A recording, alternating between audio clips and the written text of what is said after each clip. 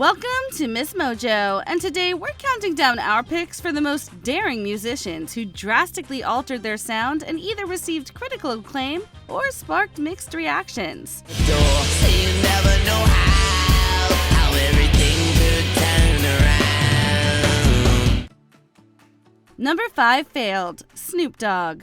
One king, one faith, one religion. And if you hear me, come and join the revolution. For his 2013 album Reincarnated, Snoop Dogg did just that, temporarily shedding his iconic West Coast rap persona to reinvent himself as Snoop Lion. The project took a detour from hip-hop to reggae and dancehall. Inspired by the rapper's spiritual journey to Jamaica and newfound connection to Rastafarianism. Let the music play, me no want no more gunplay. When the bodies hit the ground, there's nothing left to say.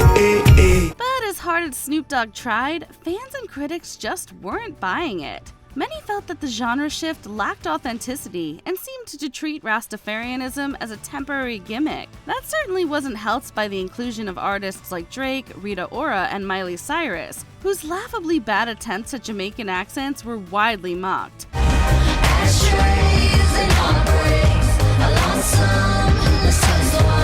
Unsurprisingly, Snoop Dogg soon abandoned the genre experiment and reverted to his hip-hop roots. Number 5 succeeded, Poppy.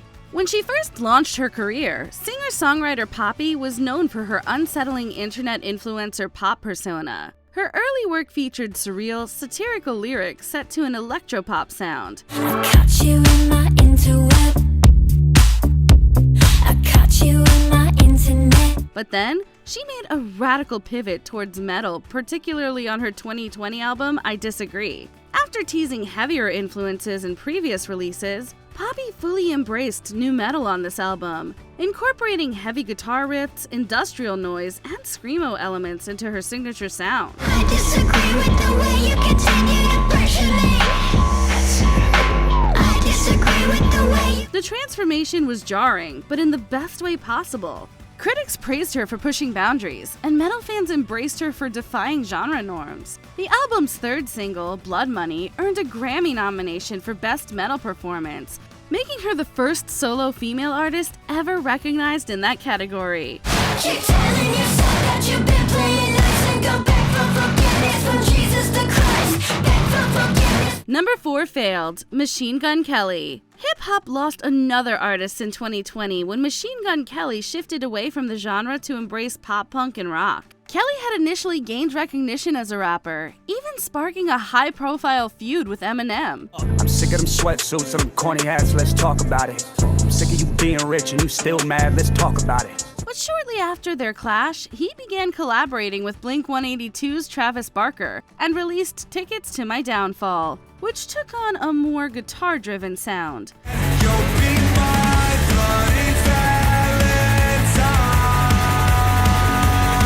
While it found commercial success, many dismissed it as a shallow imitation of Blink-182. Kelly doubled down on this transformation with 2022's mainstream sellout, positioning himself as a modern punk icon and the genre's savior. At this point, longtime punk fans who previously supported his evolution turned on him. Kelly's credibility in both the hip-hop and rock communities has consequently taken a massive hit. I fell in love with an emo girl. I'm in love with an emo girl. Number 4 succeeded, Darius Rucker. So rock me, mama, like a wagon wheel. Rock me, mama, any way you feel. This Charleston, South Carolina native has won Best New Artist awards at 2 very different stages of his career. The first came at the 1996 Grammy Awards as the frontman of the soft rock band Hootie and the Blowfish. Well, there's nothing I can do. I only wanna be with you.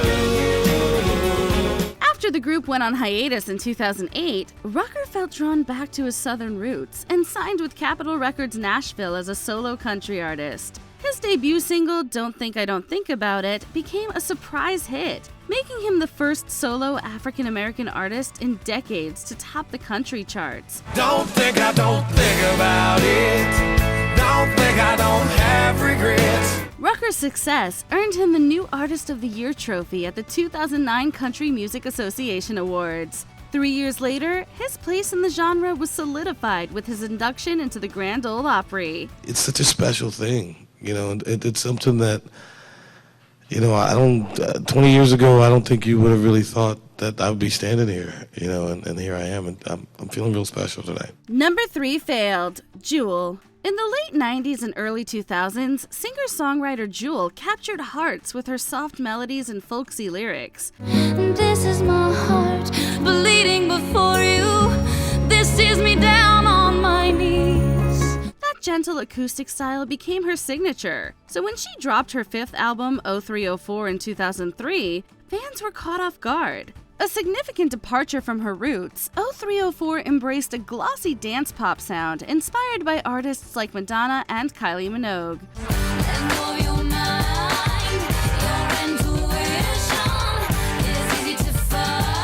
Jewel called it both a creative experiment and a satirical response to the music industry's expectations of women, but that nuance was lost on most listeners. Instead, she was criticized for seeming desperate and accused of selling out. Even worse, she looked visibly uncomfortable in her new dance pop persona.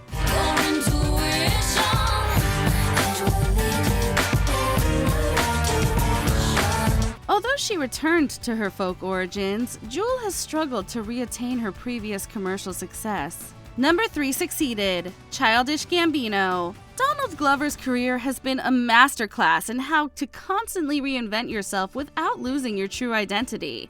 As his musical alter ego Childish Gambino, Glover initially won acclaim for his hip-hop-driven albums Camp and Because the Internet. I've been right by your side till 2005. Hold up. However, he went in a drastically different direction with the 2016 follow-up Awaken My Love. Inspired by acts like Prince and Funkadelic, this album traded rap for lush R&B, funk, and soul, playing homage to 1970s music without ever feeling derivative. This is the end of us. Sleeping with the moon and the stars. The standout single, Redbone, became a cultural phenomenon, winning 1 Grammy and earning 2 other nominations, including for Record of the Year. With this shift, Glover solidified himself as one of the most versatile and visionary artists of his generation. They gon' find you, don't catch you sleeping. Ooh, I stay wrong. Number 2 failed, Lil Wayne. After the massive success of the Carter 3, fans were on the edge of their seats for Lil Wayne's next move. But their expectations were dashed when he stepped outside of rap and veered into rock with his 2010 follow-up, Rebirth.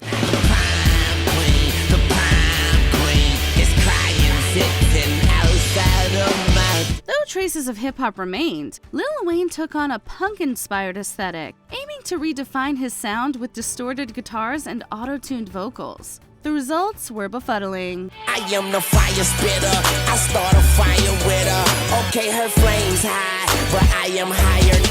His take on rock felt hollow, like he had beaten the sound down to a generic, over-processed imitation. For such a lyrical genius, the songwriting was surprisingly weak, the production lackluster, and his attempts to fuse both genres fell disappointingly flat. 'Cause once you go black, you never go back. And once you go away, everybody else is whack. Ultimately, Rebirth failed to resonate with longtime fans, and did little to attract any new ones. Number 2 succeeded, Taylor Swift. You're on the phone with your girlfriend, she's upset, she's going off about something that you said. Taylor Swift began her career as a teenage country singer-songwriter known for her relatable songs about love and heartbreak. As her fan base grew, she gradually infused her music with pop influences, culminating in the full-blown pop sound of 2014's 1989. Got a long list of ex-lovers, they'll tell you I'm insane, but I've got a blank space, baby. Swift collaborated with top producers like Max Martin and Ryan Tedder, crafting a solid collection of infectious tracks that retained the emotional depth of her earlier work. The risk paid off. 1989 earned her a 2nd Grammy for Album of the Year. Not one to remain in one lane, Swift shifted again in 2020 with Folklore and Evermore, leaning into a softer indie folk sound. I knew you, your heartbeat on the high line, once in 20 lifetimes. Although each transition was met with initial skepticism, they consistently revealed new layers of Swift's talent and ultimately received widespread acclaim.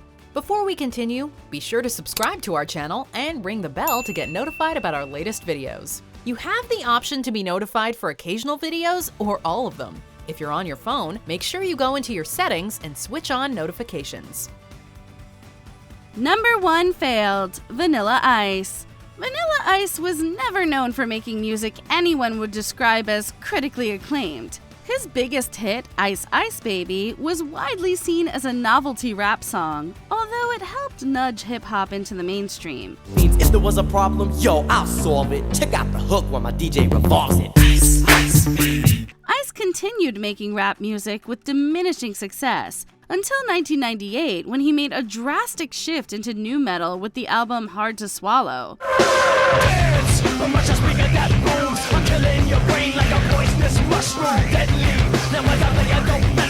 Produced by Ross Robinson, who had worked with Korn and Limp Bizkit, the album lacked the innovation of those bands and was regarded as derivative. Not only did it fail to impress music critics, it also fell flat for fans, making minimal sales and failing to chart. Indeed, you could say that Hard to Swallow lived up to its title.